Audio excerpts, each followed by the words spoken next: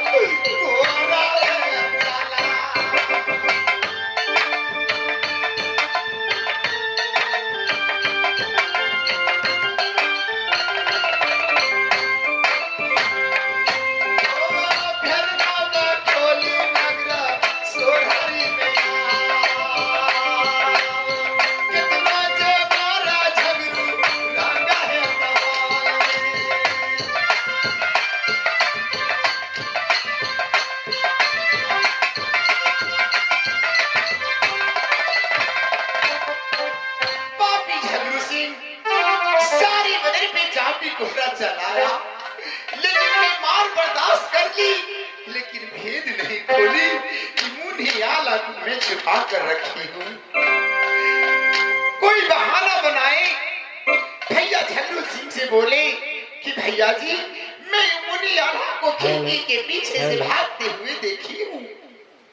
भैया झगड़ू सिंह जब उस रास्ते में निकले, मैं मुनियाला को लेके चाची देवला के पास चली गई।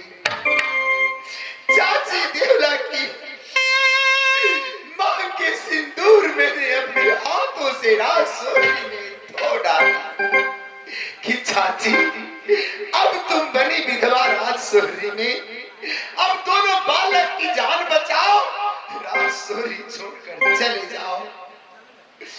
ऐसी स्थिति में भादों की महीना, अंधेरी रात, टिप टिप बारिश बरस रहे, बिजली गरज रहे, लौकालौक रहे। ऐसी स्थिति में चाची देवला बोली कि बेटी गौरा ये भादों में चिरैया बेटी घर नहीं छोड़े।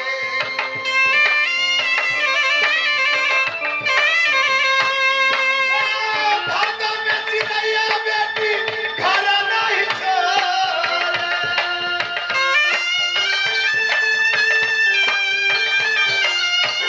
समय में विपद दिया भगवान, जाती है देवला नगर सोहरी में।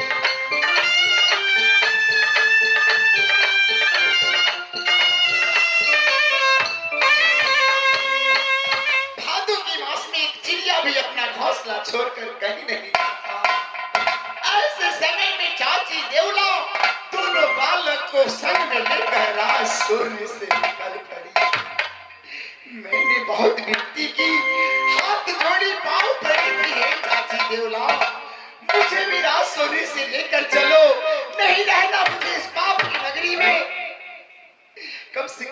तुम्हारे चरणों की छाया में रहूंगी तो मुझे सुकून मिलेगा।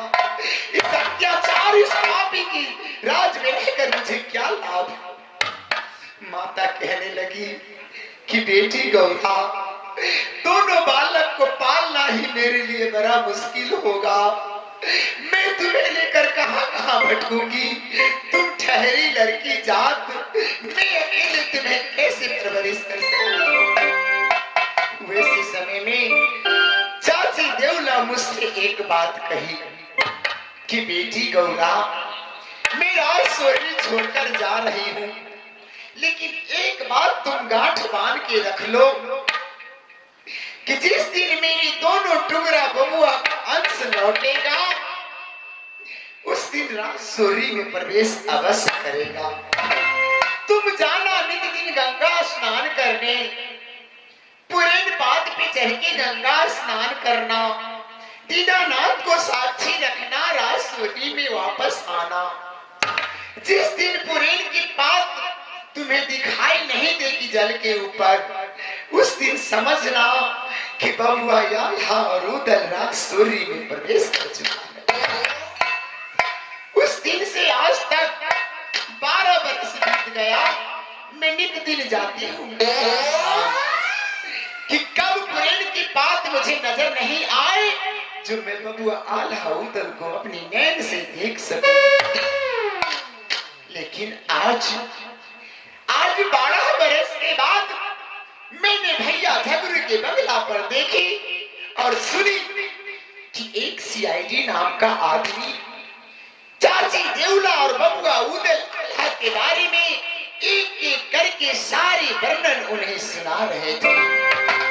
मैं छुपके सारी बातें सुनी कि बबुआ उदल राजसोरी में प्रवेश करने वाला है। लेकिन बबुआ आल्हा उदल राजसोरी में अगर प्रवेश करेगा, कहीं पापी झगड़ू सिंह को पता लगा कि दोनों मेरा दुश्मन प्रवेश किया है सूर्य में, तो फिर से वही कहानी दोहराएगा। लेकिन मेरी भी नाम गौरा है। जब तक मेरी सांस चलेगी धरती पर, मैं अपनी जान पर खेलकर दोनों टुकड़ा भाई की रक्षा अवश्य करूंगी। इस वक्त मैं भाभी हरिकंचन और कुलवंती के महल में जाती हूँ। सुबह होने वाली है। दोनों भाभी और दास दासी को लेकर जाऊंगी नदी गंगा में। भगवान करे कि अगर दोनों भाई राजसोरी में प्रवेश करें तो सबसे पहला मुलाकात मुझसे हो, ताकि मैं राजसोरी की सारी वृतांत उसे बता सकूं।